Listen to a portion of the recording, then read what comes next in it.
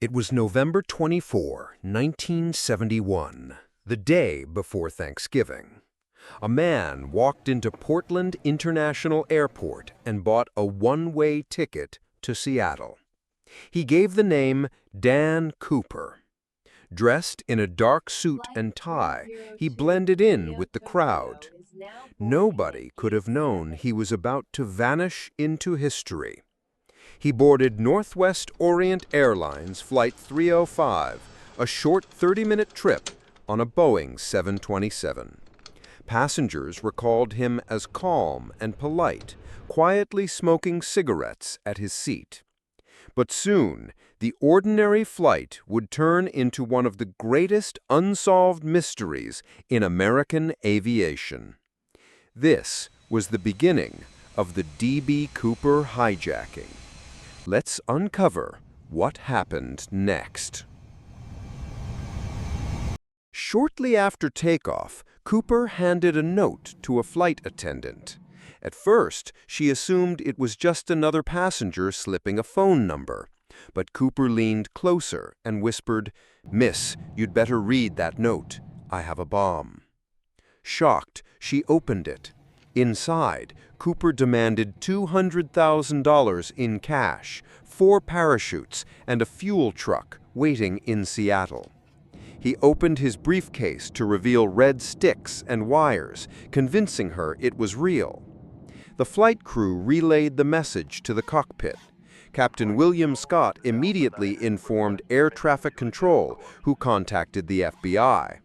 Passengers, however, were never told they were being hijacked. For them, the flight seemed routine. But behind the curtain, negotiations had already begun. As Flight 305 circled Puget Sound, the FBI scrambled to gather Cooper's demands. Seattle police secured $200,000 in unmarked $20 bills, carefully recorded for tracing. 4 parachutes were brought in from a local skydiving school. The plan was to exchange passengers for the money once they landed. Cooper remained calm, sipping bourbon and smoking cigarettes as the jet orbited above. Witnesses later described him as strangely polite, even reassuring. He ordered meals for the crew and told them no one would be harmed. Outside, Seattle authorities positioned emergency vehicles near the runway. After hours of tension, the plane finally touched down at Seattle-Tacoma Airport. It was time for the deal to unfold. What happened on the ground would set the stage for his daring escape. At 5:46 p.m., the Boeing 727 rolled to a stop in Seattle. True to his word, Cooper released the 36 passengers in exchange for the ransom. They walked off unaware of the drama behind the scenes. The money and parachutes were delivered directly onto the aircraft. FBI agents observed carefully, but did not intervene. Cooper kept 4 crew members on board: the pilot, co-pilot, flight engineer, and a single flight attendant. He instructed the pilots to refuel and prepare for takeoff. His demands grew more specific. The rear air stair was to remain unlocked, and the jet was to fly at low altitude, 10,000 feet, heading toward Mexico. Authorities could only watch as the hijacked plane prepared for its second flight. Soon, night would fall over the Pacific Northwest skies. The plane lifted off again at 7:40 p.m. under Cooper's strict instructions. The crew sat in the cockpit, isolated from him. He insisted the jet fly slowly, flaps down, with landing gear partially lowered. These conditions were unusual, but possible for the 727. Cooper carried his ransom money in a canvas bag and clipped one parachute to his body. The other parachute was kept as a reserve. The crew heard little from him, except occasional instructions. Then, around 8 p.m., a warning light in the cockpit signaled movement in the rear stairway. Cooper was preparing to jump.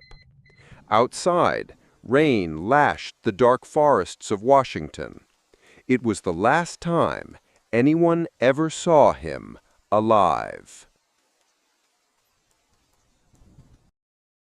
Somewhere between Seattle and Reno, Cooper opened the rear air stair. The pilots felt the pressure change and the aircraft's tail dip slightly. At approximately 8:13 p.m., they noticed a sudden upward motion, likely the moment he leapt. Carrying $200,000 strapped to him, Cooper parachuted into freezing rain and dense forests. The weather was brutal. Strong winds, low visibility, near freezing temperatures. Authorities later estimated he jumped near the Lewis River in southwest Washington. But in that moment, he vanished into the storm. When the plane landed safely in Reno hours later, Cooper was gone. No one knew if he survived the jump. A man had disappeared into legend. What followed was one of the largest manhunts in FBI history. The FBI launched NORJAC, short for Northwest Hijacking, the very next morning. Hundreds of agents, soldiers, and volunteers combed the rugged forests of Washington. They searched by foot, helicopter, and even boats along nearby rivers. But no parachute, no money, and no body were found.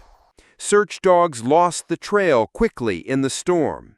Investigators turned to interviews, questioning the passengers and crew. Composite sketches of Cooper were created, showing a middle-aged man in a suit. Tips poured in nationwide, but none proved conclusive. Years passed, yet no solid leads emerged. The hijacker had vanished without leaving a trace. The case baffled authorities and fascinated the public. But decades later, small pieces of evidence would resurface. In 1980, a young boy camping with his family on the Columbia River made a discovery. Buried in the sand, he uncovered bundles of decayed $20 bills. The serial numbers matched Cooper's ransom money. In total, about $5,800 was found. But the discovery only deepened the mystery. How did the money end up there? Some believed it washed downstream from his landing site. Others suspected Cooper or someone else intentionally buried it. Yet no other bills ever surfaced in circulation. The trail was once again cold. Despite forensic testing, no new answers appeared. Meanwhile, theories about Cooper's true identity began to multiply. Over the years, dozens of suspects were investigated. Some were ex-paratroopers, others former criminals, even Vietnam veterans. One man, Richard McCoy, hijacked a plane in nearly identical fashion in 1972. Many believed he was Cooper, but he was later killed in a shootout. Another theory suggested Cooper never survived the jump at all. Experts argued the conditions made survival unlikely. Yet others pointed to the carefully chosen parachutes and specific flight instructions. These hinted at significant aviation knowledge. Suspects came and went, but evidence remained elusive. No confession, no confirmed identity, and no body. The man called D.B. Cooper remained a ghost, but his story lived on in popular culture. The legend of D.B. Cooper continues to this day.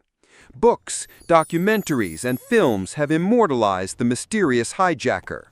He became a symbol of rebellion, even admired by some for outsmarting authorities. The FBI officially closed the case in 2016 after 45 years. Yet amateur sleuths and online communities still search for clues. Each new theory sparks debate. Was he a skilled paratrooper, a desperate man, or a clever criminal? No definitive answer has ever been found. Cooper's calm demeanor and daring leap remain etched in history. He boarded a plane with nothing but a briefcase and a plan, and he disappeared into the storm, leaving behind only questions. The case of D.B. Cooper endures as America's greatest unsolved mystery.